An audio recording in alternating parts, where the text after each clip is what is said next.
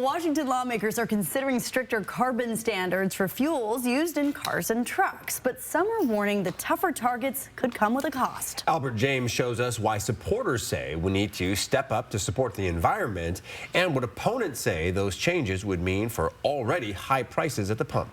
I think the experience we've had over the first couple of years of this program shows that that we can handle a little bit stronger target, and that's necessary to achieve the increases in clean fuel production. Representative Joe Fitzgibbon of West Seattle says change is needed to Washington's clean fuel standard. Similar to the Climate Commitment Act, the program sets targets over time to reduce carbon emissions from transportation fuels with a marketplace of credits and deficits for those who are below and above the standards. Among other things, House Bill 1409 would accelerate those carbon reduction targets. Supporters say Washington should follow states like Oregon and California who've toughened standards to correct an oversupply of credits in the marketplace that's reducing incentive for continued development of clean fuels. There's going to be a market imbalance on the West Coast. We're not going to have the same amount of fuels coming into our state or even the production incentives in our state that others would. And so we want to make sure that we're not falling behind. But business and oil groups warn stricter standards would lead to increased prices at the pump. Gas Buddy data shows Washington has the third highest average gas prices in the country, with prices in the state consistently above the national average over the last 2 years.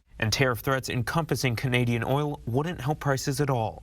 The Western States Petroleum Association says Washington tax and program costs, like the Climate Commitment Act, already adds about $1 to the price of a gallon of gas, with the proposed clean fuel standard adding anywhere from 4 to 25 cents. I think it's really important that you guys take a look about what the fuel affordability is and take responsibility for that, for all of the decisions that you're making as policymakers for tax and program cost changes. There's no word yet on when the bill could be voted out of committee.